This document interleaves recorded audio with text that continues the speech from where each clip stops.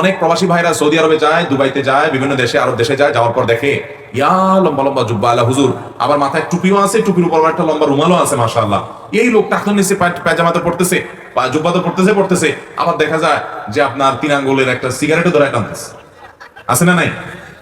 তো এগুলো দেখে আমাদের অনেক বাংলাদেশি ভাইরা চিন্তা করে, হায় হায় রে, কি কলিকাল আসলো, এত লম্বা জুব্বা পরে মাথায় টুপি দিয়ে আবার উপরে রুমাল লাগায়া সিগারেট টান দিতেছে, টাকনোর নিচে পাঞ্জাবি চলে গেছে। ভাইরা আমার, ওইটা সৌদি আরবের মানুষদের জাতীয় পোশাক, তাদের সামাজিক কালচার ওটা। এটা দিয়ে আপনি আলেম বা তাকে হুজুর মনে করার কোনো কারণ। সবচেয়ে বড় কথা হলো, এমনকি কোনো আলেমও যদি জুব্বা পরে, সেই জুব্বা যদি টাকনুর নিচে চলে যায়, তো সেটা হারাম হবে, সেটা হালাল হবে। মা আসফালা মিনাল কাবাইনি ফাফিন্নার, টাকনুর নিচে যা গেল সেটা জাহান্নামে যাবে।